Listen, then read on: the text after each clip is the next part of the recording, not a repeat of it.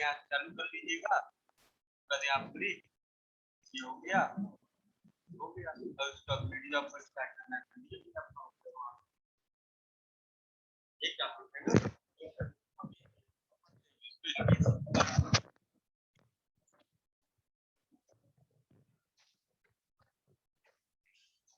कहाँ पे सेव होगा? ठीक ठीक ठीक है, जब समझ गया।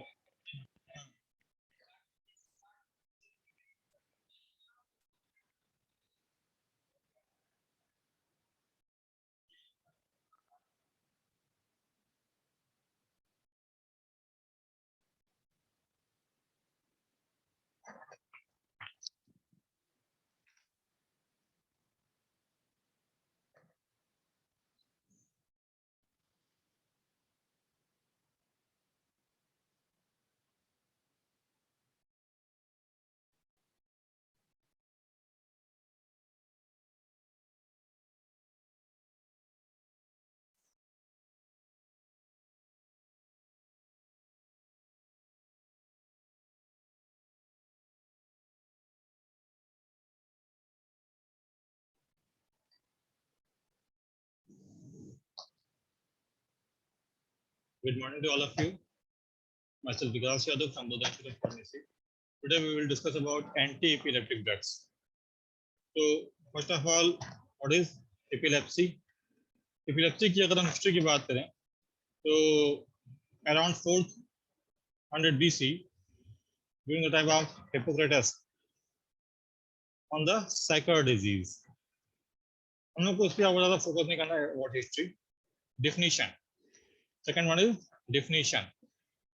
तो अगर हम definition की बात करें तो anti-epileptic drugs. Anti-epileptic drugs are the drugs which use to decrease the frequency and severity of seizures in people with epilepsy. Basically होता क्या है कि epilepsy में एक तरीके से न्यूरोनल इम्पल्स की सडन फायरिंग शुरू हो जाती है, दैट इज epilepsy. तो उसमें कुछ ऐसी दवाएं दी जाती है जिन्हें क्या कहते हैं, एंटी-epileptic drugs. Anti-epileptic drugs decrease the frequency and severity of seizures in people with epilepsy.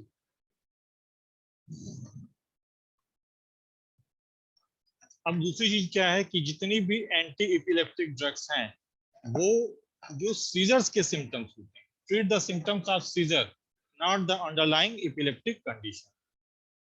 अब एंटी एपिलेप्टिक थेरेपी का गोल क्या है? Goal of therapy is maximize quality of life by minimize seizures and adverse drug effects. फिर हम आते हैं about definition. Definition में क्या, सीजर. सीजर क्या होता है? The clinical manifestation of an seizure, the clinical manifestation of an abnormal synchronization and excessive excitation of a population of cortical neuron.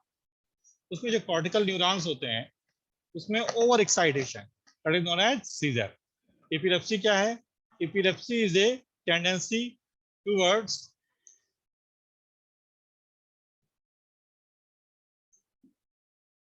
Epilepsy is a tendency towards recurrent seizures unprovoked by acute systemic or neurological insults. फिर अगर देखा जाए about definition, definition में सबसे पहले क्या, status epilepticus. इसमें क्या है? convulsion status epilepticus. इसमें क्या है? continuous convulsion seizures lasting greater than 5 minutes or 2 or more seizures and patient does not return to baseline consciousness.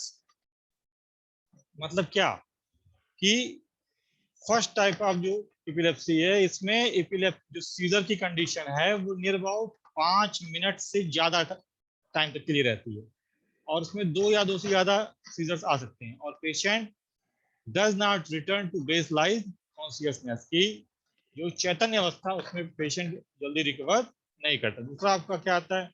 Non convulsive status epilepticus. Non convulsive status epilepticus में क्या है? Change in mental status from baseline greater than 30 minute with evidence of ictal discharge on EEG. तीसरा आपका refractory status epilepticus. अब सीधे हम चलते हैं न्यूरोनल की, आखिर ऐसा क्या होता है एपिलेप्सी में, ऐसा क्या हो जाता है कि न्यूरोनल इंपल्स की फायरिंग शुरू हो जाती है। तो अगर हम एक्शन पोटेंशियल की बात करें कि किस तरीके से इंपल्स ट्रांसमिट होते हैं, तो ये आप देखेंगे, ये ये क्या है आपका स्टिमुलस, फिर गेटेड थ्रेशोल्ड, फिर ये वोल्टेज राइज करेगा, then the condition of first one is depolarization, then the condition is यहाँ से डाउनफॉल, रिपोलराइजेशन, देन फिर हाइपरपोलराइजेशन। तो इसमें active sodium and potassium pump ये क्या काम करते हैं कि सोडियम आयन को इनटेक, पोटेशियम आयन को आउट। ठीक है, मैकेनिज्म ऑफ सीजर। अब इसमें हमको जो बेसिकली फोकस करना है, अब अगर इसकी बात करें एपिलेप्सी की, तो एपिलेप्सी में जो मेन न्यूरोट्रांसमीटर अपना रोल प्ले करते हैं वो कौन कौन से हैं? Glutamate. Glutamate is a brain major excitatory neurotransmitter. Epilepsy में क्या है? Over excitation. ग्लूटामेट रिस्पॉन्सिबल होता है, आपके न्यूरोट्रांसमीटर होते हैं।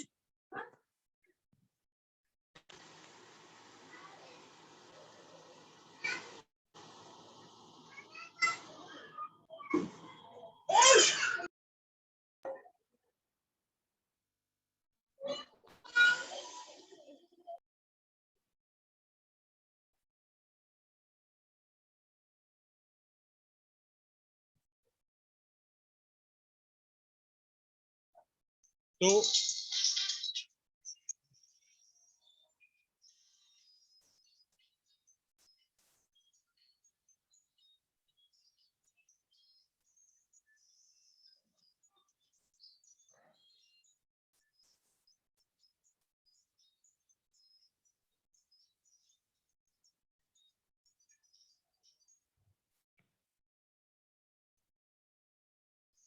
जो न्यूरोट्रांसमीटर्स होते हैं आपके ब्रेन में, उसमें से कुछ ऐसे न्यूरोट्रांसमीटर हैं जिन्हें हम कहते हैं क्या? Excitatory neurotransmitter. कुछ न्यूरोट्रांसमीटर ऐसे होते हैं जिन्हें हम क्या कहते हैं?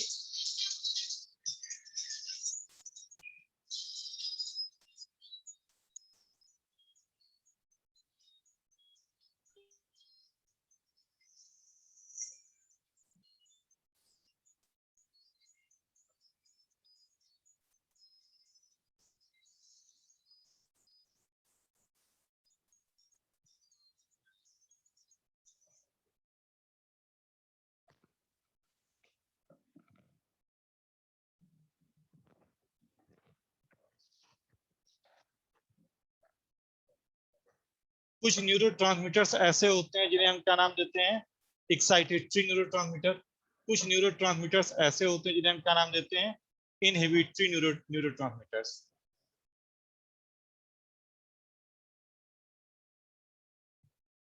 तो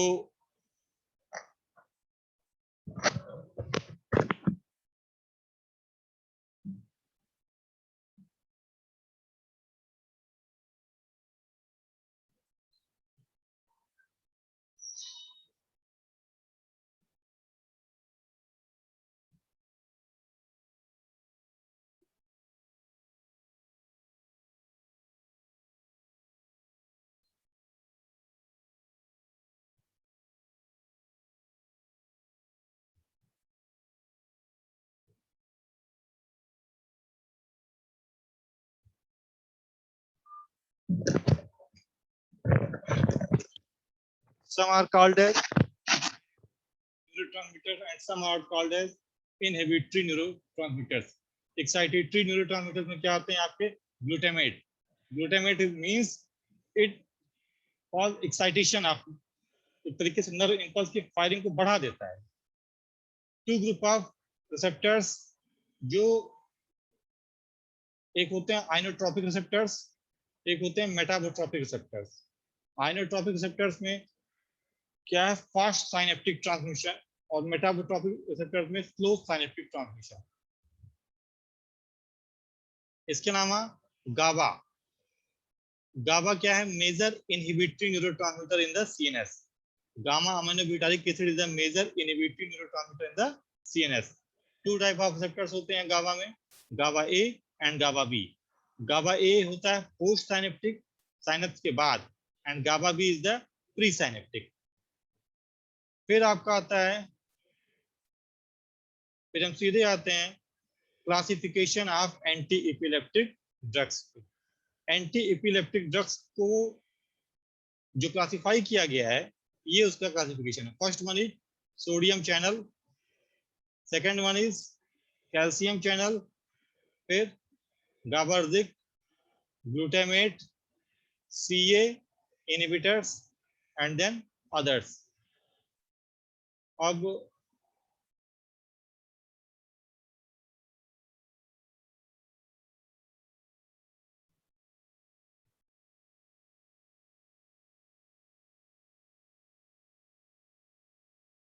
तो फर्स्ट वन इज सोडियम, ऐसी ड्रग्स जो सोडियम चैनल पे अपना एक्शन देती है. उसमें फर्स्ट क्या है?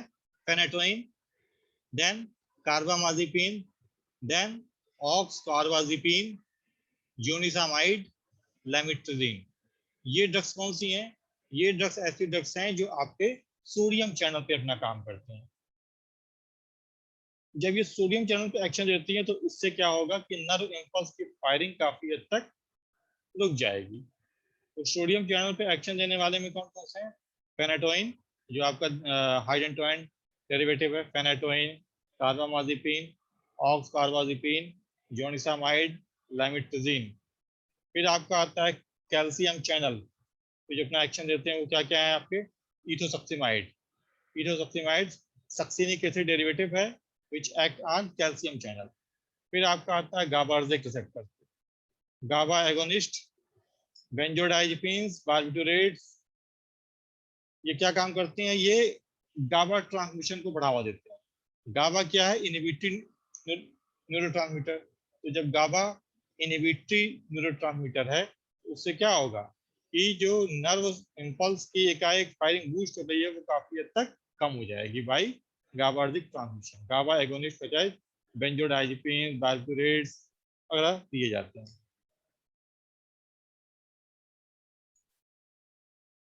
फिर आप क्या आते हैं? Glutamate.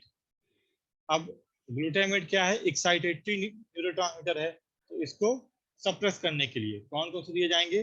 फेल्बामेट, topiramate, फेल्बामेट and टोपिरा, फेल्बामेट and topiramate. फिर सीए इनहिबिटर्स, इसमें क्या? एसिटाजोलामाइड. एसिटाजोलामाइड आपका क्या है? सीए इनहिबिटर्स है. अदर न्यू ड्रग्स में जैसे लेविट्राई, सिटम, प्रोजेस्टेरॉन, ये सब भी दिए जाते हैं कुछ हद तक. तो क्लासिफिकेशन जो आप याद करेंगे उसमें क्या है? सोडियम चैनल पर एक्शन देने वाले, कैल्शियम चैनल पे जो ड्रग्स एक्शन देती हैं, गाबार्जिक ट्रांसमिशन, ग्लूटामेट ट्रांसमिशन को इनहिबिट करने वाले, and CA inhibitors and other drugs. Sodium channel पे एक्शन देने वाले में क्या क्या है? Phenytoin, carbamazepine, oxcarbazepine, zonisamide and lamotrigine. फिर आपका कैल्शियम चैनल एक्शन देने वाले में क्या है? Succinic acid derivative such as ethosuximide. फिर गाबार्जिक ट्रांसमिशन को इनहेंस करने वाले में GABA agonist such as benzodiazepines, barbiturates. ये सब क्या है? GABAergic transmission. ये गाबा ट्रांसमिशन को बढ़ावा देते हैं. फिर आपका क्या है? ग्लूटामेट. ग्लूटामेट ट्रांसमिशन को सप्रेस करने के लिए फेल्बामेट एंड टोपिरामेट ये ड्रग्स दी जाती हैं. फिर आपका आता है सीए इनहिबिटर्स. इसमें आपका आ जाएगा क्या? एसिटाजोलामाइड. ये क्लासिफिकेशन है आपके एंटी एपिलेप्टिक ड्रग्स के बारे में.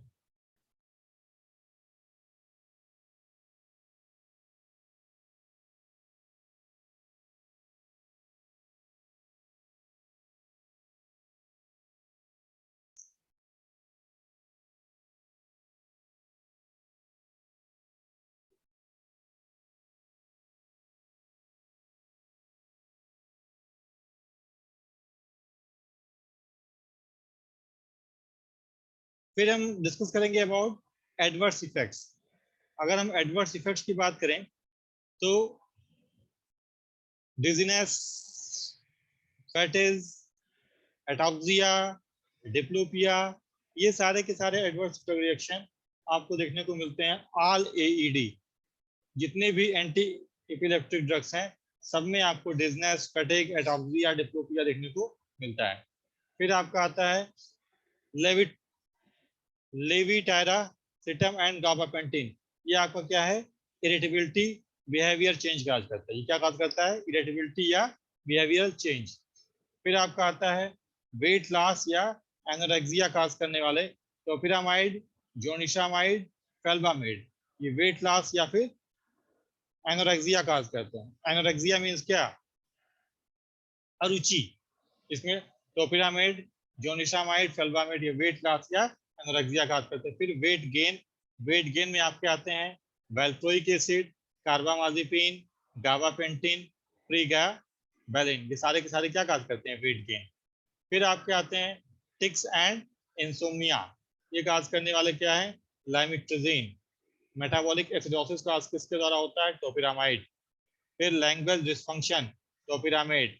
फोटोसेंसिटिविटी, जोनिसामाइड। ये जितनी भी एंटी इपिलेप्टिक ड्रग्स हैं उसमें से कुछ ऐसे इपिलेप्टिक ड्रग्स हैं जिनके कुछ स्पेसिफिक एडवर्स रिएक्शन है। तो हमें जो स्पेसिफिक एडवर्स ड्रग रिएक्शन है ये हमको मालूम होना चाहिए। सच एज, एक बार मैं दोबारा रिकॉल कर दे रहा हूँ, डिजीनेस, फैटीज, एटॉक्सिया, डिप्लोपिया, ये एडवर्स रिएक्शन है बाय ऑल एईडी। जितनी भी एंटी एपिलेप्टिक ड्रग्स है सब में ये चीजें पाई जाएंगी।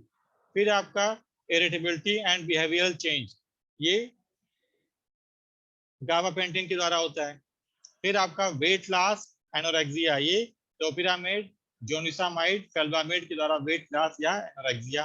वेट गेन की बात करें तो वेट गेन आपका valproate, carbamazepine, pregabalin and gabapentin, इन सब के द्वारा क्या होता है, वेट गेन।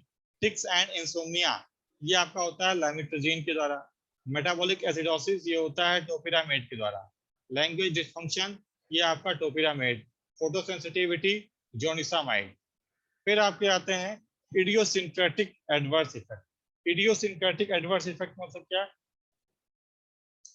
इडियोसिंक्रेटिक इफेक्ट क्या होते हैं, इडियोसिंक्रेटिक एडवर्स इफेक्ट ये हैं कि कुछ आपने एक स्पेसिफिक पॉपुलेशन को कोई ड्रग दिया तो कुछ लोगों का जेनेटिक स्ट्रक्चर कुछ इस तरीके से था कि उस वजह से उसमें कुछ जैसे सिंपल सा मैं आपको कहूं कि पैरासिटामोल 100 लोगों को दिया गया, उसमें से मेजॉरिटी के लिवर की प्रॉब्लम हुई।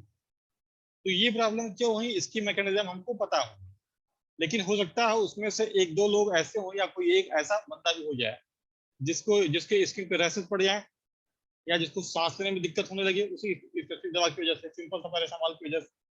क्यों, क्योंकि उसका जेनेटिक स्ट्रक्चर कुछ ऐसा है कि उसमें ये एडवर्स इफेक्ट देखने को मिल रहे हैं।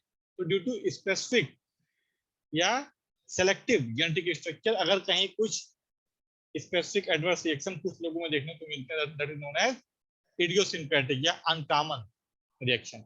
इसमें क्या है, सच एज रीनल स्टोन देखने को मिलता है। टोपिरामाइड और जोनिसामाइड की वजह से क्या, रीनल स्टोन देखने को मिलता है। इसके अलावा एनहाइड्रोसिस, हार्ट स्ट्रोक, ये देखने को मिलता है टोपिरामाइड एंड जोनिसामाइड में। एनहाइड्रोसिस और हार्ट स्ट्रोक ये टोपिरामाइड और जोनिसामाइड में। एक्यूट क्लोज्ड एंगल ग्लूकोमा, ये टोपिरामाइड की वजह से है। हाइपोनेट्रीमिया, हाइपोनेट्रीमिया आपका कार्बामाजिपिन, ऑक्साकॉर्बिजिपिन की वजह से हाइपोनेट्रीमिया डेवलप होता है। Aplastic anaemia, valproate, carbamazepine, felbamate, zonisamide की वजह से एप्लास्टिक एनीमिया होता है। Hepatic failure, hepatic failure, valproate, felbamate, lamotrigine, phenobarbital की वजह से हेपेटिक फेल्योर होता है। पेरिफेरल विजन लॉस, ये आपका होगा वाइगाबैक्टीरियम की वजह से। स्टेपर स्पाइक वेव, ये जोनिसामाइड की वजह से। इसके अलावा कुछ और एडवर्स रिएक्शन है सच एज रैशेस। रैशेस आपके होते हैं फेनाटोइन, लामिट्रोजिन, जोनिसामाइड, कार्बामाजिपिन, इनकी वजह से क्या हो जाते हैं, रैशेस। अब रिस्क ऑफ डेंजरस और even fatal skin reaction such as Steven Johnson syndrome and toxic epidermal necrolysis is increased in patient with HLBB 1502 allele. वो स्पेसिफिक, कभी कभी क्या होता है कि उन लोगों का स्पेसिफिक जेनेटिक पैटर्न कुछ इस तरीके से होता है कि उसमें सीरियस स्किन एडवर्स इफेक्ट देखने को मिल सकते हैं। फिर नेक्स्ट हम डिस्कस करते हैं adverse effect long term adverse effect में क्या क्या आपका आ जाएगा?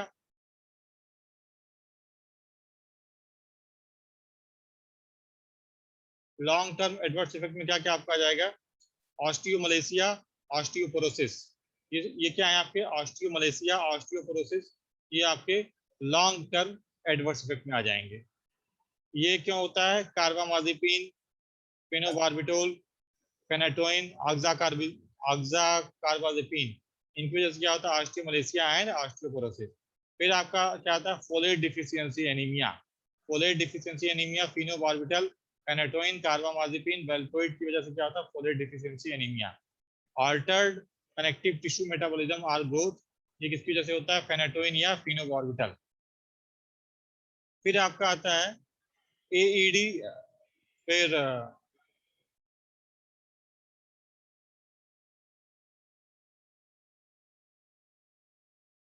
AED, anti epileptic drug,